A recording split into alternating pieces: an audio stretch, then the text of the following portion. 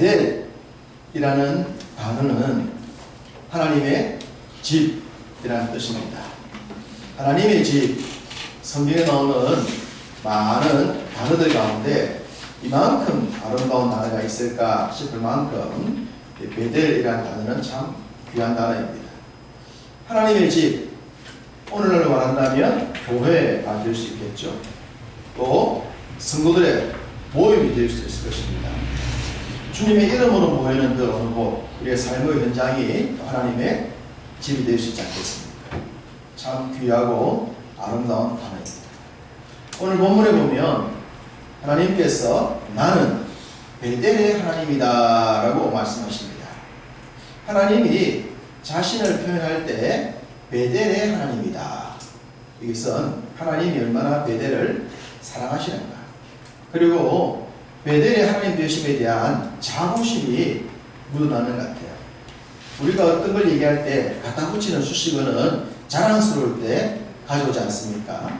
하나님이 나는 베델의 하나님이다 라고 하시면 이 베델에 대한 자부심이 있으시다 라고 하는 것을 느낄 수가 있습니다. 이렇듯 베델은 참 귀하고 아름다운 단어인데 이 베델과 연관된 믿음의 사람들이 성경에 여럿 나옵니다. 그 중에서 베델, 그러면 제일 강하게 우리에게 다가오는 믿음의 한 사람을 뽑으라면 누구를 뽑을 수 있을까요? 야곱을 대부분의 사람이 뽑게 될 겁니다. 베델과 야곱은 뗄래야 뗄 수 없는 아주 밀접한 관계입니다. 야곱이라는 사람의 삶을 추적해보면 그의 삶의 전환점, 그의 삶의 회복은 베델을 중심으로 이루어진다라는 것을 알 수가 있습니다. 하나님은 당신의 이름을 또 이렇게도 말씀하셨어요. 아브라함과 이삭과 야곱의 하나님이다. 아브라함과 이삭과 야곱의 하나님이다. 아브라함, 이삭, 야곱은 이 세상을 살아가는 모든 사람들의 세 종류의 어떤 단면이지 않겠는가라고 생각합니다. 아브라함은 믿음의 조상이니까, 또 이삭은 순종의 사람이니까 뭐 크게 우리가 시비 걸 일은 없습니다만, 야곱은 좀 문제가 있어 보이는 사람이지 않습니까? 그런 야곱조차도 하나님이 당신의 이름을 나타낼 때 사용하고 계세요. 그럼에도 불구하고 이 베델이라는 단어를 야곱과 연결을 좀 시켜보면 조금 불안해집니다. 야곱이라는 사람 자체가 너무 문제 많은 인생이기 때문이 아닐까 생각되어져요. 그래서 그 야곱과 연관되어진 베델, 그리고 그 베델이라는 이름이 분열왕국 시대 가서는 어떻게 대우를 받는가라는 걸 통해서 그 베델을 통해 하나님이 내가 베델의 하나님인데 너희가 베델의 하나님 중에서 어떤 삶을 살기로 한다라는 메시지를 오늘 말씀을 통해서 받았으면 좋겠습니다. 베델이라는 단어가 참 귀한 단어이지만 또 성경에 나오는 단어들 중에 이 베델이라는 단어만큼 먹칠을 당한 단어가 있을까, 대우받지 못한 단어가 있을까 라는 생각도 하게 되어집니다. 그만큼 베델은 이 복잡함이 얽혀져 있습니다. 이 세상을 살아갈 때 우리가 다 하나님의 사랑, 또 성도, 그리고 하나님의 집, 교회, 하나님의 임재하시는 곳, 뭐 이런 식으로 다 표현하지 않습니까? 그러니까 교회, 성도, 그러면 세상과 달라야 할 것이고 세상 사람들에게 뭔가 다른 것을 표현할 수 있는 그런 곳이 되어져야 함에도 불구하고 오늘날은 교회가 오히려 세상으로부터 지탄을 받는 그런 경우도 많고, 또 교회를 다닌다고 하면은 이전에는 신뢰의 대상이었지만 요즘은 또 믿을 수 없는 사람이, 교회 다니는 사람이 되기도 합니다. 거짓말 잘한다, 잘 속인다 라는 이중성을 오늘날 또 교인들이 보여주고 있으니 불신자들이 교회를 보고 교회 다니는 사람들을 보고 신뢰를 하기보다는 오히려 욕을 하는 그런 시대가 우리 시대가 아닌가 라는 생각을 해본다면 이것이 바로 베델의 모습이라고 생각되어집니다. 베델은 분명 하나님의 집임에도 불구하고 가장 큰 먹칠을 당한 장소라고 했습니다.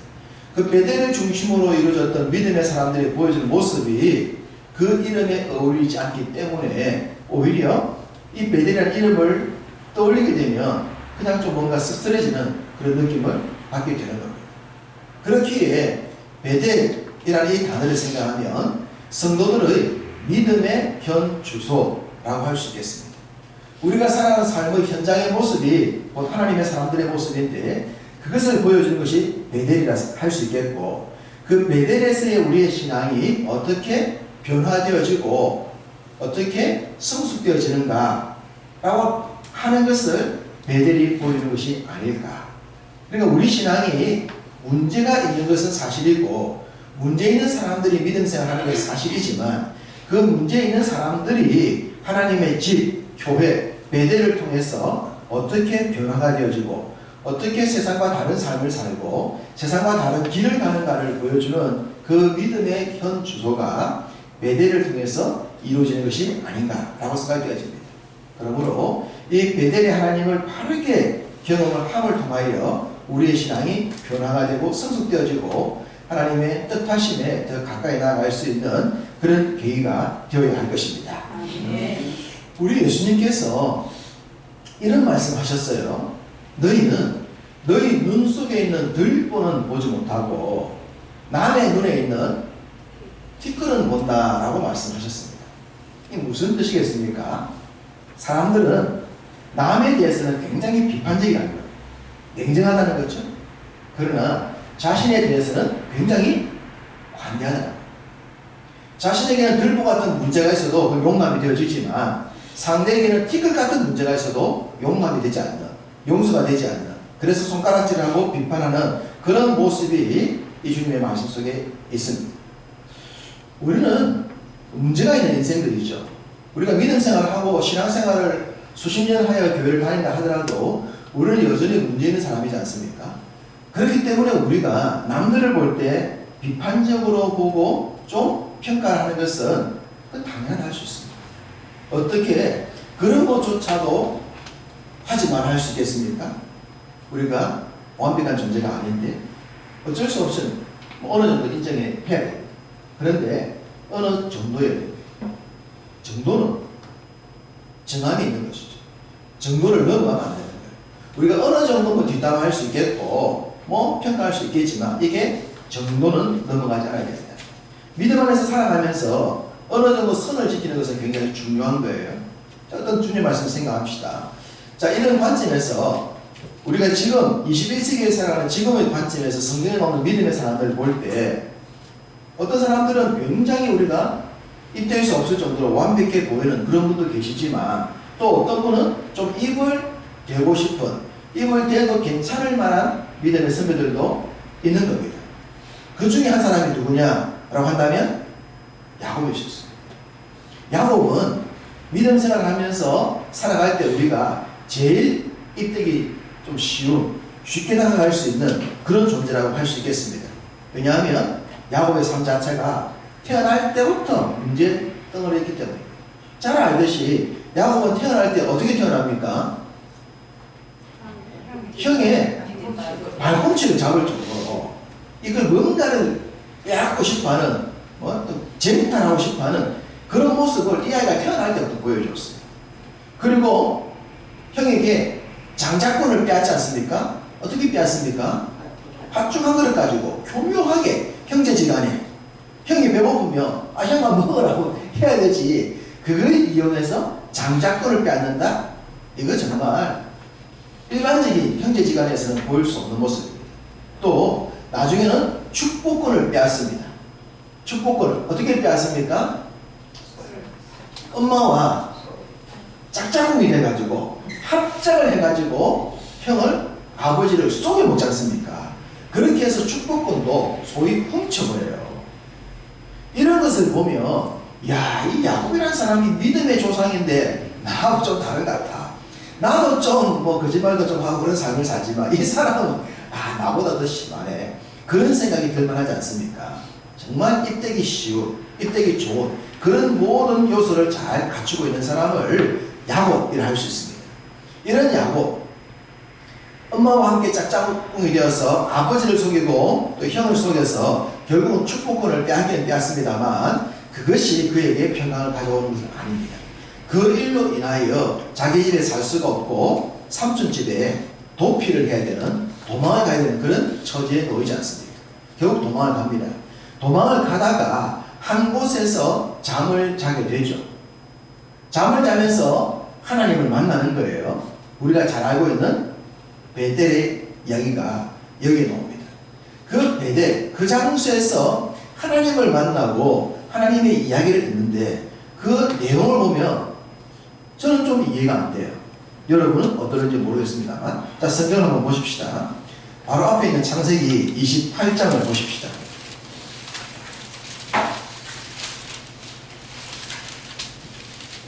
28장 13절, 14절, 15절 함께 있습니다. 또 본즉 여호와께서 그 위에 서서 이르시되 나는 여호와니 너의 조부 아브라함의 하나님이요 이삭의 하나님이라. 내가 누워있는 땅을 내가 너와 내 자손에게 주리니 내 자손이 땅의 티끌같이 되어 내가 서쪽과 동쪽과 북쪽과 남쪽으로 퍼져 나갈지며 땅의 모든 족속이 너와 네 자손으로 말미암아 복을 받으리라. 내가 너와 함께 있어 내가 어디로 가든지 너를 지키며 너를 이끌어 이 땅으로 돌아오게 할지라. 내가 내게 허락한 것을 다 이루기까지 너를 떠나지 아니하리라 하시니라. 네? 엄청난 축복이죠. 지금 엄청난 축복을 야곱한테 하나님이 쏟아부어 주고 계세요. 그런데 지금 야곱이 어떤 상태죠? 지금 이 상태? 도망가는 상태입니다. 뭘 하고? 형을 속이고 아버지를 속여먹고 그리고 도망가는 위치에 있습니다. 속여먹고 도망가는 이 야곱에게 하나님이 이 축복을 지금 주고 계신 거예요. 축복을 줘야 되겠습니까? 야단을 쳐야 되겠습니까? 이해가 안 됩니다. 저는 성경을 보다가 이런 부분을 생각하면 이 좀 안 맞아요. 문제 있는 사람에게 문제를 지적하지 않고 너 왜 속여먹었어? 뭐 이런 얘기 전혀 안 하시고 엄청난 축복을 쏟아 부으십니다. 이것이 하나님의 주권과 섭리죠. 우리 머리로 이해할 수 없는, 우리 머리로 좀 납득이 되지 않는 뜻이 계실 거예요. 주님의 뜻이 계시기에 분명히 이렇게 하신 건 맞지만 또 좀 산술적으로 계산하면 이해가 되지 않는, 어쨌든 그런 얘기가 바로 베델 이야기입니다. 그 장소가 이제 베델이라는 지명이 되어지는 거예요. 하나님이 나타나셔서 꿈속에서 엄청난 복을 약속하신 겁니다. 먼저 하나님이 약속을 주셨어요. 약속을 주십니다. 이렇게 약속을 주시니까 야곱도 가만히 있을 수가 없잖아요. 그래서 그 약속에 보온하죠. 대답을 하죠. 아, 하나님 알겠습니다. 하나님이 만약 이 말씀대로 나에게 복을 주시면 내가 이곳을 베델 하나님의 집으로 만듭니다. 그리고 하나님께 11조도 드립니다. 하나님을 위해서 내가 살겠습니다. 이런 고백을 자발적으로 합니다. 11조를 드리겠다고 말하는 것은 신앙에 있어서 온전한 신앙으로 넘어가는 첫 번째 단계라고 볼 수가 있어요. 이 스스로 말하는 거예요. 지금 야곱은 도망가는 신세고 어린 나이니까 뭐 11조를 드릴 수 있는 삶이 아니었습니다. 근데 하나님이 복을 주셔서 하나님께서 줄 재물을 내가 사용할 수 있다면 내가 하나님의 이것을 집으로 세우고 교회로 세우고 하나님께 11조 드릴게라는 신앙을 본인이 자발적으로 했던 거예요. 그러면 이후부터 야곱의 삶은 바로 여기서 이루어지는 겁니다. 베델의 약속, 하나님의 약속을 받았을 때 하나님께 서원을 지키느냐. 야곱이 하나님의 복을 받았다면, 하나님의 약속이 이루어졌다면 자신도 하나님께 했던 약속을 지켜야 하는 거예요. 그렇게 될 때야 야곱의 삶에 평강이 있게 되어지고 그의 삶에 진정한 복이 임한단 말입니다. 그렇지 않습니까? 하나님의 약속과 우리의 약속이 함께 어우러져야 되는 거죠. 우리도 믿음 생활하면서 은혜 받았을 때 하나님께 약속들을 하지 않았습니까? 했단 말이에요. 그런 약속을 내가 지킬 때에 내 삶에 평강이 있고 하나님의 더 큰 복이 이어져 가는 거예요. 그건 나만이 알고 있는 일이죠. 아무도 몰라요. 여러분이 하나님께 어떤 약속했는지 누가 알겠습니까? 여러분이 말하지 않는다면, 말하지 않는다면 모른단 말이에요. 그러니까 여러분과 하나님의 관계에서 여러분의 삶의 평강과 잘됨이 이루어지는 겁니다. 야곱도 그런 거예요. 야곱이 이런 약속했어요. 그리고 세월이 지나서 우리가 잘 알고 있듯이 야곱은 큰 부자가 됩니다. 하나님의 약속대로 잘 되었어요. 그게 성공했어요. 그리고 성공했고 잘 되었다면, 그리고 이제 돌아오는 그 삼촌 집에서 떠나서 고향으로 돌아오는 길이라면 야곱이 곧장 어디로 가야 합니까? 이곳으로 와야 됩니다. 오늘 말씀처럼 이 땅으로 돌아오게 할지라, 그렇지 않습니까? 이 땅으로 돌아와서 이 땅에 하나님의 집을 짓고 이 땅에서 하나님을 섬기겠습니다라고 자기가 약속한 거예요. 하나님의 말씀을 따라서 그렇게 하겠다고 한 거예요. 그런데 야곱은 베델로 돌아오지 않습니다. 야곱은 베델로 자발적으로 가지 않습니다. 자발적으로 가기까지의 과정, 오늘 우리가 33장을 본문을 픽했는데, 나는 야곱의 하나님이다 라고, 베델의 하나님이다 라고 하나님 말씀하시는 걸 통해서 야곱의 삶이 전환이 되는데, 베델로 돌아간 얘기가 35장이 나와요. 그 베델로 가기 전까지의 문제가 계속 터져 나오는 겁니다. 분명 물질적으로는 크게 성공했단 말이에요. 그런데 베델로 돌아가지 않음으로 말미암아 야곱의 삶에는 끊임없는 문제들이 터져나오기 시작합니다. 그 문제는 자신의 힘으로 감당하지 못하는 문제예요. 왜 야곱은 곧장 베델로 돌아가지 않았을까? 또 제가 성경을 보면서 의아한 게 이거예요. 왜 곧장 돌아가지 않았을까? 이 큰 복을 받았다면 곧장 베델로 돌아가서 자신이 했던 약속을 지키면서 하나님을 섬겼더라면 참 좋았을 텐데 왜 돌아가지 않았을까? 그 중간에 세겜이나 머무는 장소가 너무 좋았기 때문에, 살아가는 세상이 너무 좋았던 거예요. 환경이 너무 좋았어요. 야, 그 아무것도 없는 베델, 그 삭막한 베델보다 돌밖에 없는 그 돌베개고 잠을 잤던 그 삭막한 장소보다는 사람들이 살고 도시가 형성되어질 이곳에 사는 것이 훨씬 더 좋지 않겠습니까? 누릴 수 있는 것도 많고, 부자니까, 돈도 많으니까, 할 것도 많았으니까. 그런데 거기서 문제가 터져나오기 시작합니다. 자녀들 간에 문제가 터지고, 감당할 수 없는 사람들과의 문제가 터져나오기 시작합니다. 우리가 믿음 생활하다 보면 성경을 좀 알아가고 또 이제 교회에서 직분을 받거나 하게 되지면 우리에게 또 부담 아닌 부담이 좀 생기는 건 사실입니다. 헌신과 희생과 요구가 필요하죠. 성경을 읽다 보면 하나님이 너무 우리에게 많은 걸 좀 요구하시는 것 같아요.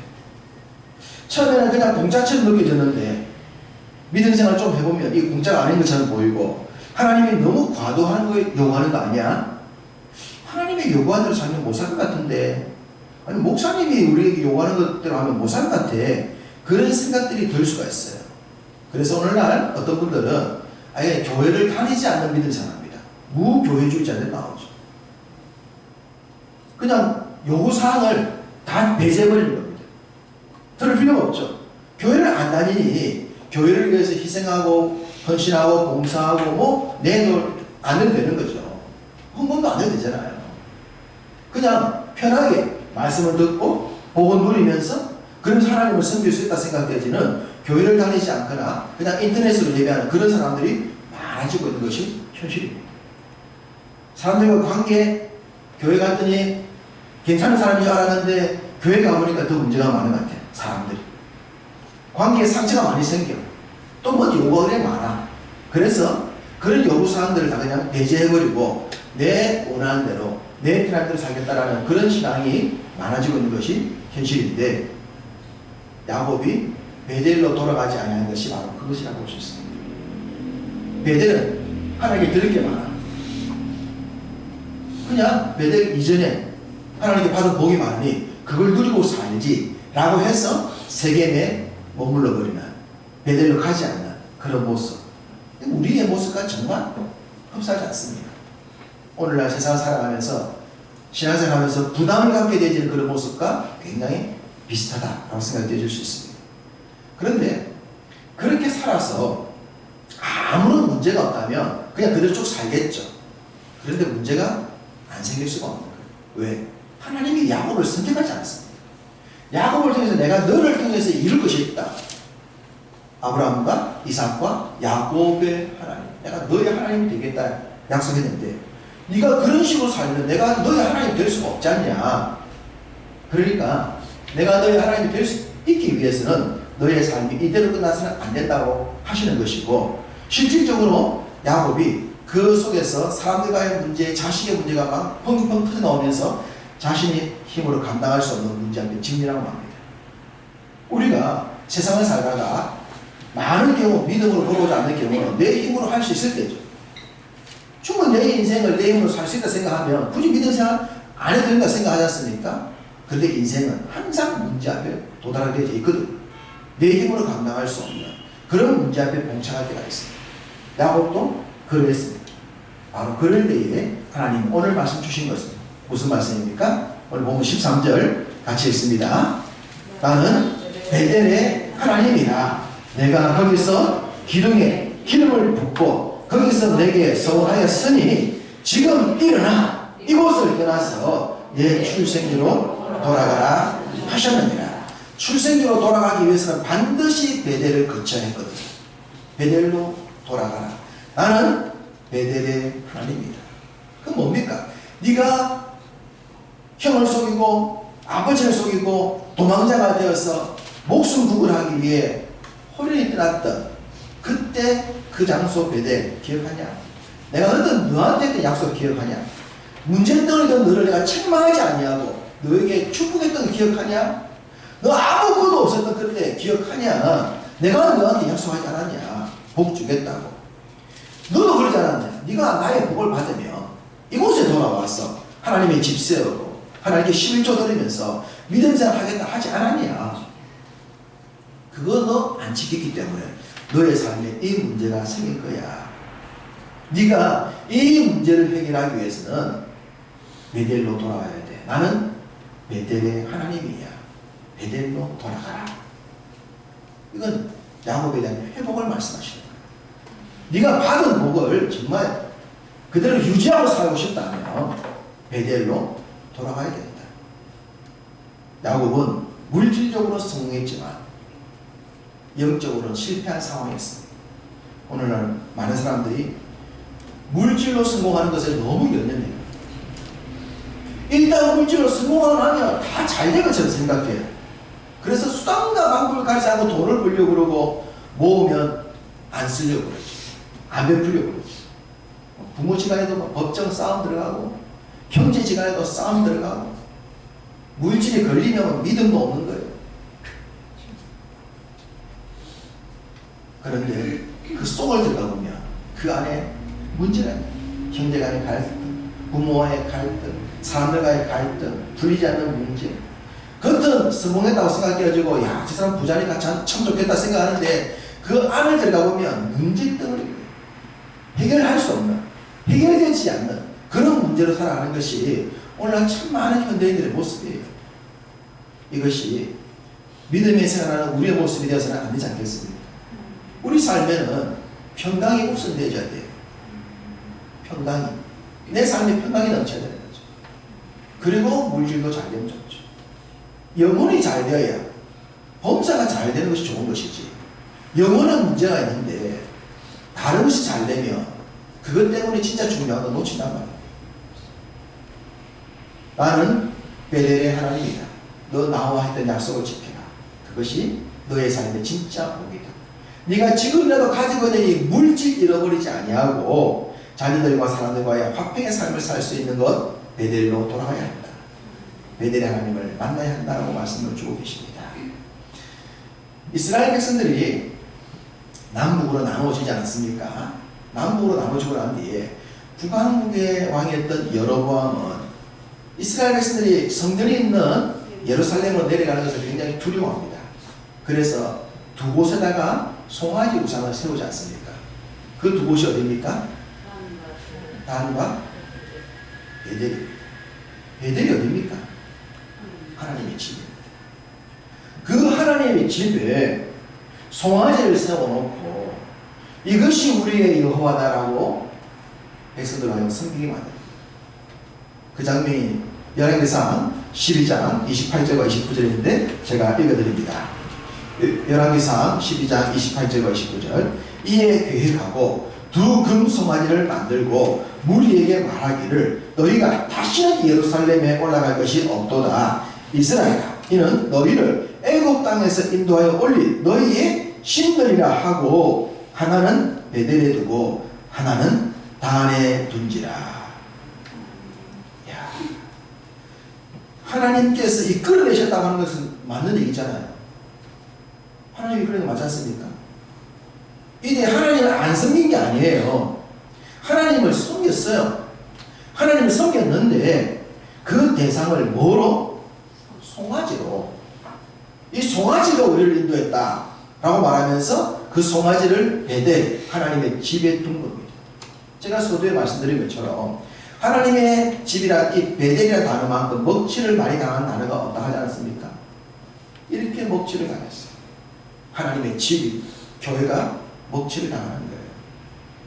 주님 약속을 지키지 않는 주의 백성들 때문입니다. 하나님은 이런 먹칠로부터 벗겨내기 위해서 우리로 하여금 베델의 신앙을 회복하라 말씀하시는 거예요. 그런데 회복하지 아니하는 그런 신앙을 보고 하나님이 또 이런 말씀도 하십니다. 성경을 한 군데 더 찾아볼게요. 아모스입니다. 구약성경 아모스인데 뒤로 쭉 넘어가서 구약성경 1279쪽으로 가보겠습니다. 아모스 5장. 그전 구약의 끝에 있습니다.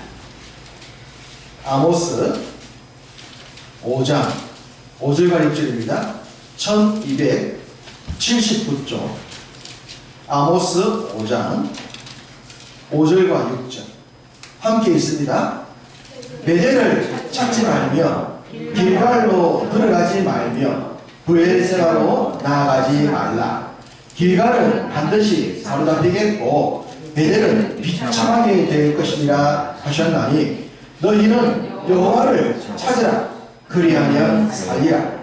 그렇지 않으면 그가 불같이 요셉의 집에 임하여 멸하시리니 베델에서 그 불들을 끌 자가 없으리라.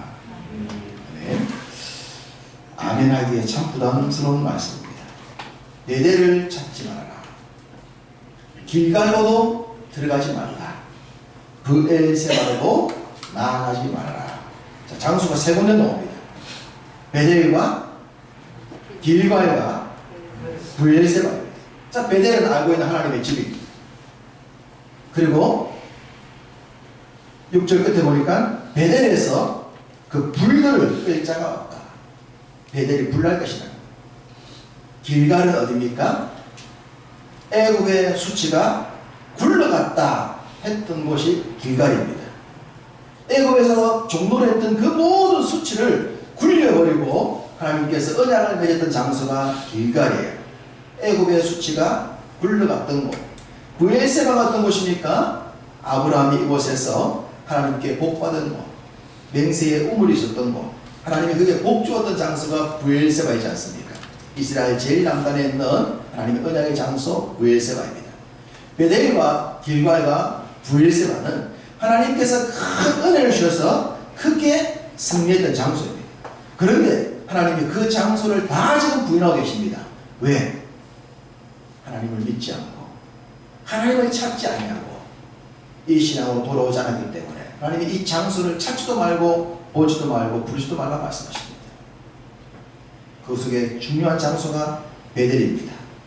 베델은 비참하게 될 것이다. 하나님의 집이 비참하게 될 것이다.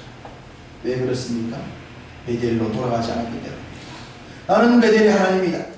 너희가 베델로 돌아와서 내가 너한테 주었던 말씀과 네가 나한테 약속했던 것을 지킨다면 네가 정말 복을 누리고 평강을 누리게 될 것인데 나의 약속을 지키지 않고 너의 약속을 지키지 않음으로 말미암아 너의 베델이 비참하게 되었다고 말씀하시고 우리의 삶의 현장이 비참하다 말씀하시는 겁니다. 이 비참함을 누리는 것이 아니라 참된 평강을 누리고 받은 복을 더 잘 간직하면서 남은 삶을 더 복되게 살아가기 위해서는 베델의 신앙으로 돌아가야 합니다. 하나님이 주셨던 말씀 앞에 돌아가야 하고 우리가 하나님께 드렸던 약속 앞으로 돌아가야 될 줄로 믿습니다. 그럴 때에 야곱이 회복되어지고 믿음의 사람들의 삶이 회복되어지고 우리의 삶이 회복될 줄로 믿습니다. 그 회복 속에는 평강이 있을 것이고 주님이 약속하신 영육간의 복이 있는 줄로 믿습니다. 그 평강과 영육의 복을 누리면서 남은 삶, 베델의 하나님을 크게 칭송하며 높이며 살아가는 여러분의 삶이 되시기를 주님의 이름으로 축복합니다.